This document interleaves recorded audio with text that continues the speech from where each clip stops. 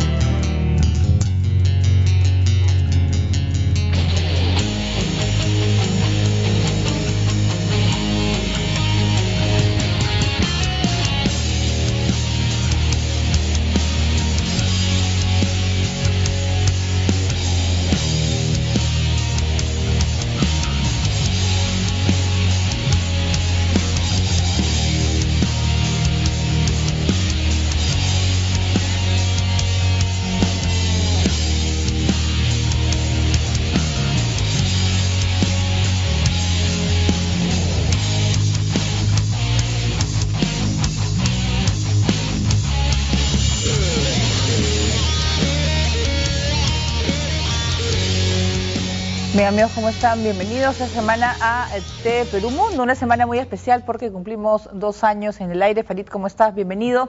Y vamos a empezar el programa de hoy con lo que está sucediendo en Ucrania. Es una semana también trascendental porque viaja Obama a Europa y va a ser quizás la oportunidad para que se puedan reunir todos los líderes más importantes de esa zona del mundo, ¿no? Bueno, buenas tardes. Y además Putin ya ha dado señales de reconocer la elección del nuevo presidente ucraniano, lo cual bajo las circunstancias es un avance.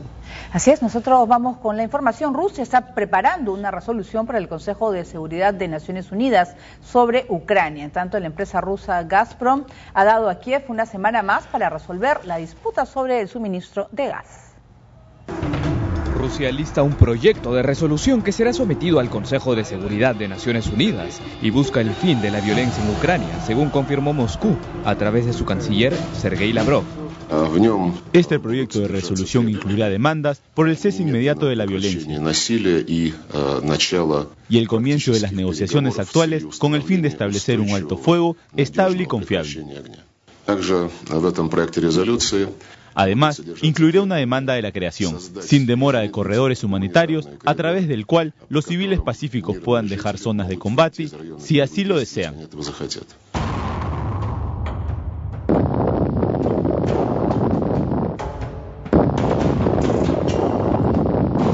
En tanto, la violencia continúa en la zona oriente del país. 5 personas murieron en la ciudad de Luhansk luego de un ataque aéreo contra un edificio administrativo del gobierno, según informaron los rebeldes separatistas. Por su parte, la milicia prorrusa atacó un puesto fronterizo ucraniano con armas automáticas y lanzagranadas, aunque según el presidente interino Alexander Turchinov, pese a las difíciles condiciones para las Fuerzas Armadas, los oficiales están defendiendo la frontera del país. De otro lado, la empresa rusa Gazprom ha extendido hasta la próxima semana el plazo para ponerse de acuerdo con Ucrania respecto a los precios del gas, justo un día antes de que Moscú corte el suministro al que accederá Kiev solo si paga de forma anticipada, y 3 días después de que transfirieran $786 millones de la deuda ucraniana con Gazprom. La cuestión del gas surgió luego de las revueltas que derrocaron al expresidente Viktor Yanukovych, que tuvo como consecuencia un castigo ruso hacia Ucrania con un fuerte incremento en el precio del gas, que Kiev rechaza porque asegura que no puede pagar. Por ello ha pedido tener el costo con descuentos, negociado meses antes de la crisis. Muy bien, y en la propuesta rusa ante Naciones Unidas es dispone el alto al fuego y la creación de corredores humanitarios en el este de Ucrania. Claro, si el alto al fuego fuese, digamos, efectivo, y empezaran, como aparentemente incluye la propuesta, a desarmarse las milicias del este, no habría necesidad de los corredores humanitarios. Esa propuesta parece sugerir la posibilidad de que los enfrentamientos militares se prolonguen más de lo que las partes que negocian la resolución desearían. En todo caso, nuevamente es un cambio en la actitud de Rusia. Comentábamos en este programa de que el este de Ucrania no era igual que Crimea, que muy probablemente Rusia no se iba a atrever a invadir el este de Ucrania, y que ocupada Crimea, lo que ahora busca Rusia es un gobierno central relativamente débil, un país relativamente federal o federal, con una zona este autónoma respecto a Kiev, pero cercana a Moscú, y una Ucrania neutral respecto a alianzas militares, o sea, ya no es aliada rusa, pero que no se convierta en parte de la OTAN. Creo que eso sí lo van a conseguir. Claro, y sobre todo está esta reunión que va a haber este jueves, que va a ser por las celebraciones por los 70 años del desembarco de Normandía, van a estar los principales líderes. Es como que a partir de esa fecha se podrían definir cosas importantes para Ucrania. Bueno, digamos que el propósito es la conmemoración de un evento en el que, recordemos, se da en una época en que Estados Unidos y Rusia, o la Unión Soviética en aquel entonces, eran aliados contra la Alemania nazi. O sea, es un evento que recuerda los buenos tiempos en la relación bilateral. Y cuando se invade Francia, claro, que es el principio del fin de la Segunda Guerra Mundial, presumo que obviamente siendo un evento más bien simbólico, aprovecharán la ocasión para coordinar el tema de la resolución en el Consejo de Seguridad y los pasos a seguir ahora que se habla de la posibilidad de un avance negociado. Claro, pero es también como que aguantar un poquito esta decisión que tiene el nuevo presidente de Ucrania, que debe asumir jueves o viernes su mandato para evitar la violencia, porque él está dispuesto pues a poner fin a la incursión de estos grupos prorrusos, ¿no? Pero el presidente ucraniano ha sido muy pragmático en el sentido de decir: yo estoy dispuesto a negociar con Putin, estoy dispuesto a negociar con los sectores organizados de la sociedad en el este que tengan reivindicaciones legítimas, pero no hablo con gente levantada en arma que usa la fuerza de manera ilegal. Posición que me parece en lo esencial correcta, y sea porque es un estadista, sea porque quiere volver a vender chocolates en Rusia, en temas que es percibido como alguien que está dispuesto a llegar a una transacción con Moscú. Y en el tema del gas, ¿cómo ves? ¿Está una semana más o simplemente son que al final van a llegar a un acuerdo? Lo que hay que tener en cuenta es que el gas ruso es vendido fundamentalmente por empresas públicas, uno, y dos, son empresas públicas cuyo gobierno corporativo no es propiamente autónomo respecto al poder político. Luego, entonces, estas no son transacciones comerciales, son decisiones políticas. Dada la nueva atmósfera, yo presumiría que Putin va a hacer concesiones también en el tema del gas. Muy bien, vamos a dejar el tema de Ucrania y nos vamos a Siria, ya que faltan pocas horas para que ese país celebre elecciones presidenciales, aunque muchos ciudadanos y opositores cuestionan la realización de los comicios en medio de la guerra. A pocas horas para la celebración de elecciones presidenciales en Siria, el presidente del Parlamento, Jihad al-Aham, ha recibido a un grupo de observadores internacionales que se encargarán de supervisar el correcto desarrollo de los comicios. Pese a que este proceso ha sido calificado de farsa, debido a que resulta casi imposible obtener resultados en medio de la guerra civil por la que vive la nación de Oriente Medio. Obviamente, la seguridad es lo primero que quieren los sirios, que la guerra termine. Todos tienen un trabajo que hacer. El soldado tiene su trabajo, el político también tiene que hacer el suyo, y la persona común y corriente también tiene una responsabilidad. Mañana, la responsabilidad de la persona común y corriente es votar en las elecciones para elegir al nuevo presidente de Siria. Sin embargo, no todos piensan de la misma manera. En Maaret Masren, ubicado a 6 kilómetros de la provincia de Idlib, en el norte del país, los opositores creen que estas elecciones presidenciales no tendrán ningún resultado constructivo.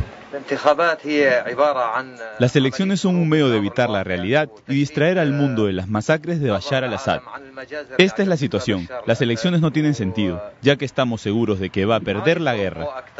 Pese a que las fuerzas de Bashar al-Assad han recuperado el control de varias ciudades del país, hay una importante cantidad de opositores, sobre todo aquellos que han sido afectados por la guerra. No obstante, pese a tener dos competidores, parece que ni la oposición ni los contrincantes electorales son lo suficientemente fuertes para sacar a Bashar al-Assad del poder. Muy bien, si bien Ucrania ha quitado pues a Siria del interés, del foco de las noticias internacionales, es distinto también la posición que tiene Rusia, ¿no? Con respecto a lo que está sucediendo en ese país. Es el único Estado árabe aliado de Rusia que queda, y además la única base rusa fuera de la ex Unión Soviética, base naval, está en Tartus, en Siria. Entonces digamos que claramente es un aliado, y un aliado relativamente importante, pero honestamente no sé cómo comentar estas elecciones sin que suene a sorna, ¿no? O sea, entre los refugiados fuera del país y la gente desplazada, o sea, dentro del país, gente que no vive en su casa, estamos hablando de cerca de la mitad de la población total.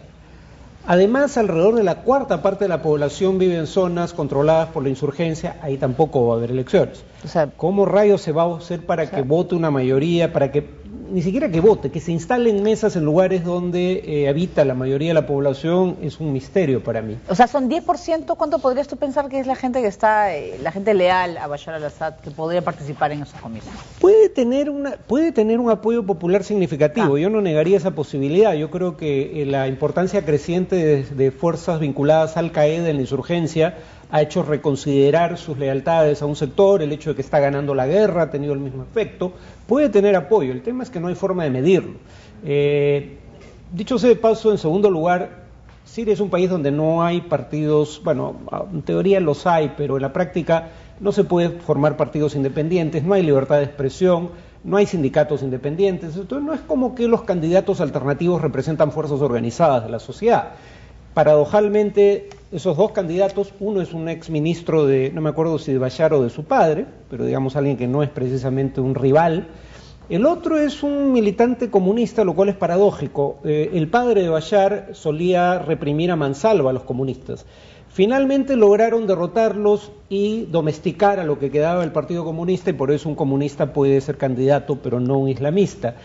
Y por último, digamos, Bashar ganó la primera elección como candidato único con 99.7% de los votos. Cuando uno ve encuestas como la encuesta mundial de valores, casi en todas partes del mundo hay cuando menos un 2 o 3% de ateos. O sea, él saca porcentajes que ni Dios obtendría en caso de participar en una elección. Entonces, digamos, no sé qué más se pueda decir para que quede claro que esta elección no importa mucho, salvo como símbolo de que él está a la ofensiva, lo cual sí es cierto. Claro, pero ¿no? Es como la población que yo me imagino está cansada, harta de la situación que está viviendo, y es una manera como de ratificar en el poder este hombre ya y que vuelva a ser la Siria de antes del 2011, no sé, es como ya hay que ponerle fin a ese sufrimiento y empecemos una nueva etapa. Ese es un poco el mensaje, ¿no? Estamos ganando la guerra, ya no hay posibilidades de que triunfe la insurgencia. Okay. Uno, no tiene sentido alinearse con ellos, en otras palabras. Dos, si se alinean con ellos, están alineándose con sectores vinculados a Al-Qaeda, y solo Al-Qaeda puede ser aún peor que el régimen actual en Siria. En ese contexto, mucha gente lamentablemente va a ver al régimen como el mal menor. En ese sentido, sí creo que tiene algún nivel de apoyo significativo. Muy bien.